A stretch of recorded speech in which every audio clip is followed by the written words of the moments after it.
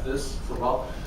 Cross-department communication, feedback, and conflict resolution. So basically, we had some of the typical conflicts we face at work, and we can break it down into 3 parts. I think there are seats. Yeah, this is now the only seat. Oh, that's all morning. The only thing. So we break it down into 3 parts for this afternoon. Number 1, we'll want to have a model called 7-dimensional thinking in resolving conflict. So that's one part of it. Number 2 is, if you want to resolve conflicts, we'd like to hone our listening skills. How many of us believe that our listening skills can be better? The other question we're going to ask, I can only ask this question in China. If I were to ask this question in the States, I'll be sued. How many of you believe that women are better listeners than guys? Right, so speaking is better. If I ask this question in the States, I'll be sued for sexual discrimination.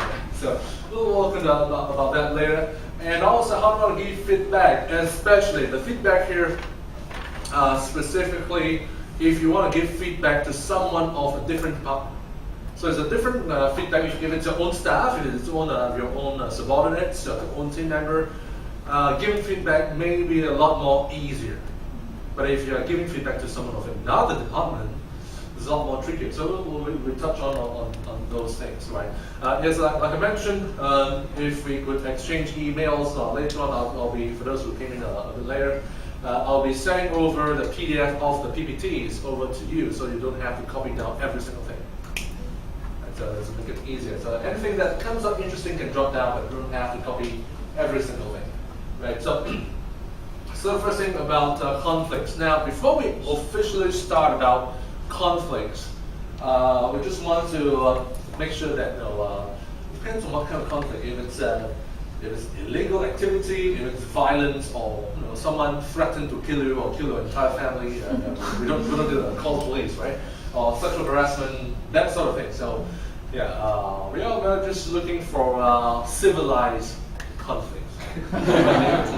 Okay, so anything that's really bodily physical harm, call the police. Right? Just to make sure that's that. So first thing, what is conflict? Can anyone just share what is your definition of, what is your understanding of conflict? And by the way, if you want to respond in Chinese, I can be the translator without asking you to pay extra. Different concept also conflict. Sorry? Different concept. Different concepts, different ideas, different opinions. It's a conflict, yes. What else? What is your understanding of conflict? Different focus. Different focus? Yeah, different ideas, different focus. Sometimes it can be different objectives. Yeah, I want to do this, you want to do that. And not only that, we have different objectives, but we have to share the same resources. Big conflict, right? So these are some of the things that happen in the conflict. So conflict is the perception of differences between people's interests where there is an initial experience of interaction. At least one of them has got strong emotions. Right? Usually, if it's just different ideas, different concepts, we'll just say we have different opinions. It's not a conflict yet. Usually, when there's conflict, you have strong emotions. Someone is upset. And when one party is upset, what happens to the other party? They will become upset as well. Usually, right? Unless that person is really, really cool. Right? But most of the time, that person becomes upset as well. So this is what happened. And at least one person feels that the issue is hard to reconcile. If you're upset, but sometimes it's between husband and wife. The normal thing is husband and wife quarrel, and then at the end of the day, they reconcile. Right? Most of the time, right? But some of the conflicts it's hard to reconcile. It's like this person is so like that. Okay, so we have very strong opinions against some other person. So it becomes personal as well, besides the issue. These are some of the things that happen. Usually strong and negative emotions. There could be misunderstanding, there could be fear, there could be anxiety, there could be anger, there could be blaming. It's all your fault. 都是不错. Right? So that's it's part of the conflict as well. So these are some of the things that we can, in a way, define or describe what is conflict, what's conflict that happens in our company. Now, the breakdown of how we resolve conflicts is a long triad, but most of the time, most people will just want to avoid conflict, right? And some people will just want to make sure the other person submit to you. You want to dominate against the other person to fight. Then these are the people who are being made into submission by these people, right? What can you win out of this? And some people will just say, let's have a compromise. We find a compromise situation. Only about 5% or so actually have good conflict resolution. That's what we see in a typical situation. So how do we then handle the whole conflict situation? Well, in every message, in every communication, or in every situation where there is conflict, there are 4 parts to the conversation. We have some real examples involved, but basically there are, the acronym is called FIRE, right? F-I-R-E. So there are facts, as in real things that are happening, there are facts, 具体情况, okay? The interpretation of the facts, how you actually interpret the fact that has happened. 你怎么解读某个情况? There will be a reaction to how you interpret it. And out of that reaction, it's about what you want in the end. What is your objective at the end? Okay, so this is more or less the cycle. So it's a bit complex here. I'll go into the some example. So this is an American example, and later on we'll have a Chinese, a real life example. So let's say Bob goes to the office and brings his no, this is really the last seat. No. So let's say Bob brings, not the radio could be the old-fashioned way, the iPhone, the iPod to the office and turns it on without using the earphones, right? And kind of irritated Jill sits beside Bob, and Jill tells Bob to turn off his radio. Bob, instead of turns it off, turns it louder. So this is a fact, right? We don't know why Bob turns it louder, but the fact is Bob turns it louder. Now, Jill interprets that the fact that Bob turns it louder because Jill thinks that Bob is a chauvinist pig who will ignore any request from a woman. Okay, that's her thinking. Bob thinks that Jill tells him to turn the volume softer, is Jill is after the supervisor's job that he's already been told he won't get, and he's already bossing him around. So that's interpretation of some facts. The facts happen, and we have different ways of interpreting it. Jill feels angry and discriminated against. Bob feels angry and afraid that now Jill is not the real supervisor yet, and already she seems to be bossing me around. What will happen if she's the real boss? Horror, right? So this is the reaction. So eventually Jill wants Bob's radio to be outlawed. No more bringing the iPhone, no more turning off the music at work. Bob wants Jill to never speak to him again. So, small little situation. Another situation. During a meeting, Frank asks Sue is Frank's boss. Frank asks Sue for a raise, asking for more raises in salary. Sue deflects his request with, it's a bad time to talk about this right now, and asks to talk in a few months. Okay, this is the fact. Frank asks for a pay raise. Sue says, this is not a good time, maybe we can talk about it in a few months' time. There's a fact. The interpretation is, Frank thinks Sue is brushing him off and is clueless about how valuable he really is. He also suspects that she may be taking credit for his successes. There's no proof, there's no evidence, there's no indication that all this are happening. It could be happening, but there's no indication. It's just a feeling based on something that happened.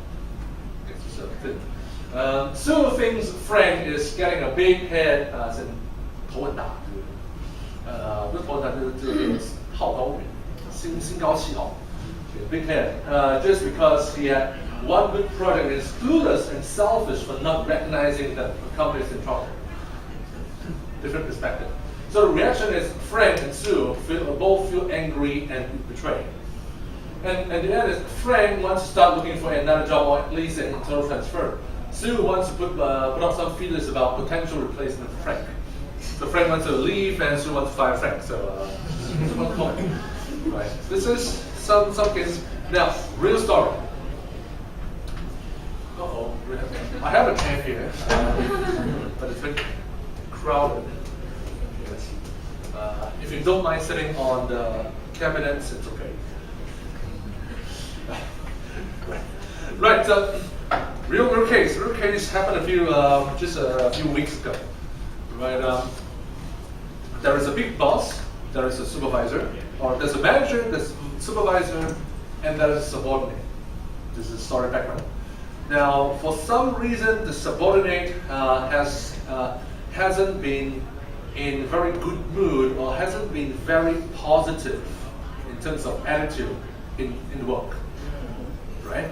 So the supervisor decides to point out that no, you are not really committed at work. There are certain things that you should have done, which you didn't do, and so on and so forth. There's no direct advice or direct feedback to the subordinate that the work quality has fallen. The subordinate interprets those facts as the boss, the supervisor, is picking on me, is making my life tough and difficult. So the subordinate, goes straight to the supervisor's boss, the manager, and complain about the situation. Right? So that was a fact to the manager. The manager interprets the subordinate's feedback as the truth. So as the supervisor has been ill-treating or mistreating the subordinate. So decides to talk to the supervisor to say that why have you been mistreating the subordinate? The supervisor feels that the manager is trying to prevent her from getting a promotion which is due for the number of years she has been working in the company, and complains the whole case to HR.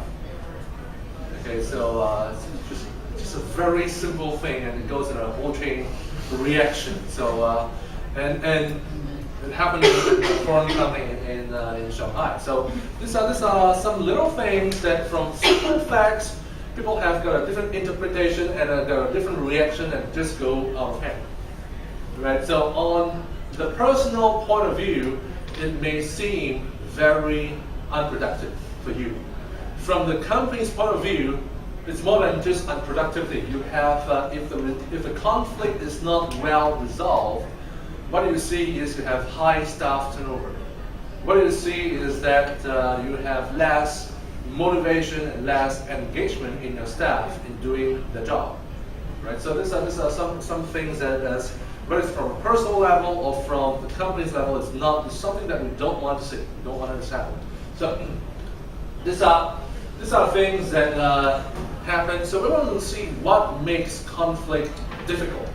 So it's the IR is interpretation, the reaction, and the end. So the end result that you want to have.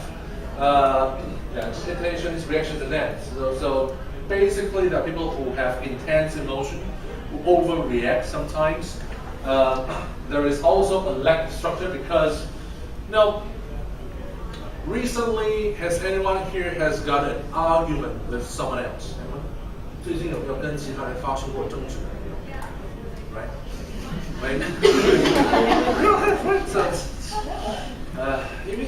even experts and so-called experts in conflict resolutions have got arguments all the time.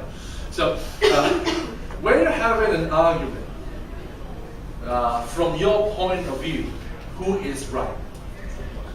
We are right. Yeah, we're right. From their point of view, who is right? they're right. That's why you have an argument. That's why you have a conflict, right? So, and the thing about argument is we tend to feel so strongly about we are right and they are wrong. We tend to focus a lot on the emotions. So the whole structure, there's no structure. We just jump to conclusions. We just go anyhow, any way we want to drag it. And if you are not careful, sometimes we go into personal insults. We go on personal attacks rather than trying to solve the situation. So those are the nature of a lot of conflicts. What we want to do is the facts. Oh, by the way, talking about arguments. How many of you believe that you have above average intelligence? Anyone? Above average. Okay. How many of you believe you have below average intelligence? so we all have above average intelligence, right? So the thing is that the smarter you are, the more likely you are going to go into an argument. Right? The smarter you are, the more likely you are going into a conflict and going to argument and have those conflicts we have. Why? Because what is the definition of smart? If someone is smart, usually you're right. Right? You're right more times than you're wrong, of course, then you're smart. That's why that's the definition of smart. So if you're smart, that means you are right most of the time. And if someone else has got a different idea, that means they are wrong. So if they are wrong, then I got to prove to them that I'm right and they're wrong. And that's where the whole conflict and argument start off. Right? So smart people tend to go into argument more frequently, unfortunately. Right? So that's those are the things. So what we want to do is to be even smarter, at least in terms of handling conflicts, by focusing on facts. So what are facts? Facts are candid, as in the truth is the truth. 就是the truth. Whatever the truth is truth. So the truth is to avoid the compliment sandwich. Okay, does anyone know what is a compliment sandwich? 三明治那个反馈. Basically, you tell someone that they are good in something, and then they are bad in something, and then they're good in something again. Okay, so that's called compliment sandwich. Right? So it's kind of trying to dress up a criticism or direct feedback with something that's nice.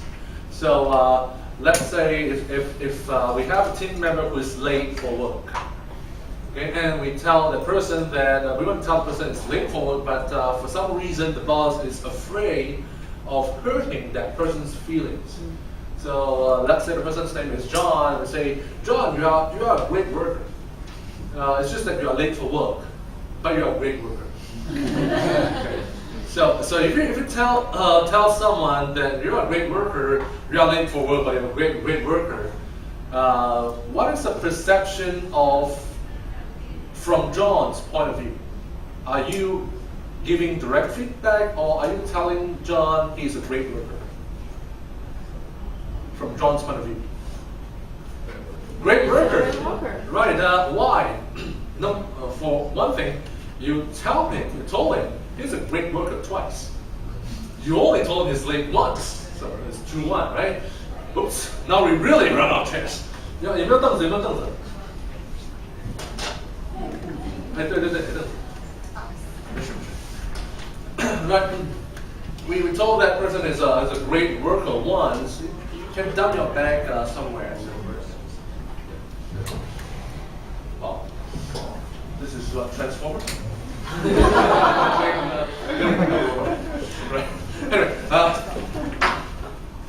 Anyway, we told that someone how to transform.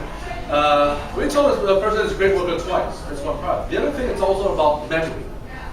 We tend to remember things at the beginning and at the end more than those in the middle. Right? So this is how our brain is being wired.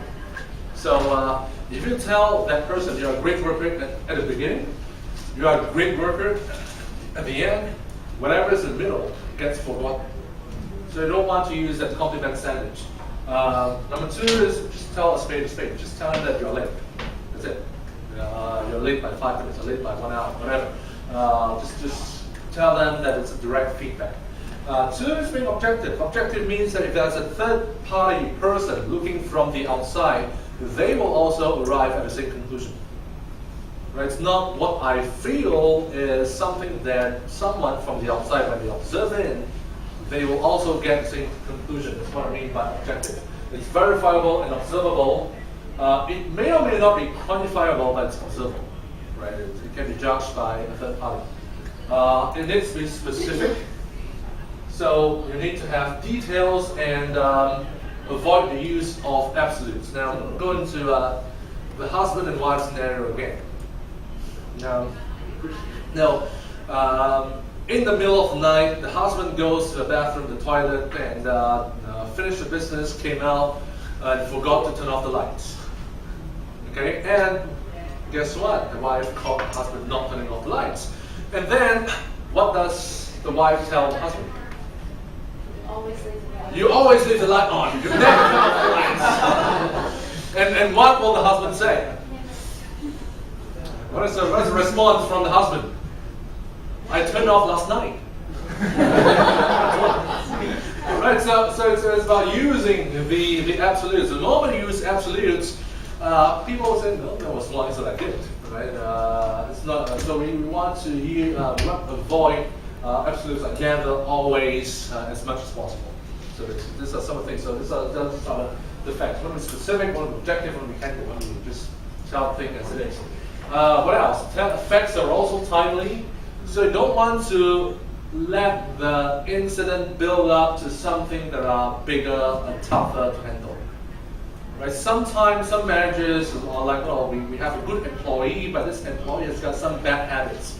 But because we have a good employee, so we tolerate it. But guess what? The bad habits became bigger and bigger and worse. So when it becomes such a big issue, it's a lot harder to handle. Just give one a real example, and it's got real implications to a lot of businesses in China. Salespeople. Right? Are salespeople easy or difficult to manage? How many of you believe salespeople are easy to manage? Yeah, okay, yeah, you're right. We are very smart people. Right, salespeople usually they really they have their own character, they have their own way of doing things, so they're generally hard to manage. Some salespeople tend to want to bend, if not break, the rules just to close the sale. Right? So in some cases, some companies will just turn a blind eye as long as they deliver the sale. Right? So that's how we see salespeople most of the time. But in some cases, some managers basically just let go of all control to the salespeople. So the salespeople will lie to customers. The salespeople will make use of distributors to give kickbacks and other undesirable things to the customers, to bribe customers and so on. There'll be salespeople who will steal from the company and so on. So when it becomes a big issue, it's a lot harder to manage salespeople. And here's why. If you want to manage salespeople, some of them may leave. If they leave, you may lose some customers. And that makes it tougher for you to report to your boss or headquarters that why you don't meet your sales targets as if you're running a China business. Right? So it's when you don't tackle the issue when it's small, when you allow it to grow and becomes a cancerous tumor, it's a lot more difficult. And which is the company that is currently undergoing investigation today? Yeah, GlaxoSmithKline, GSK, right? So it's a small thing, it grows bigger and bigger and bigger, and it goes out of control, and poof, you have a tough issue that is hard to control. Okay, so these are some of the things you may want to make it timely. You may also want to have it unemotional, so you may want to eliminate feeling words like "I hate you," like a particular word that begins with A and ends with E. We'll fill in the blanks in between and probably insults with people. You want to be independent and to avoid words like you or we and just go on a third party. Just the policy is so and so. Right? So this is some of the things that are facts. Facts are also blame-free, so we don't want to say it's your fault or it's your department's fault. Or worse, to combine the blame with the absolute. Your department is always late. Your department always bullies my department. Okay, so these are the things that we want to blame on someone else. So don't say blame. We want to be as objective as third party as possible and see, and not to assign blame to any one party as much as possible. Right. So this is our case. This case, and with this case, we'll have either a discussion or a role play, depending on our group. You have an urgent assignment that you need to share resources with other departments or another department to complete. As the other department also has a tight deadline. Right? You have a tight deadline, they also have a tight deadline, you have to share resources. They are unwilling to share those resources with you. What would you do? Right, so this is what we are going to do. Well, we're going to turn off the video now, and we'll have a group discussion on what will be your best solution. And after that, we probably will have one group playing against another group, so that we'll have one group to play the guy asking for resources. We'll have the other group play the evil of the department, saying no. Right, so and we'll see what we can do. But first, brainstorm in each group. Brainstorm on what are the things you can do with the others, with the other department first. Right, we have 5 minutes, and then we'll have some fun. Okay? Right, 5 minutes discussion.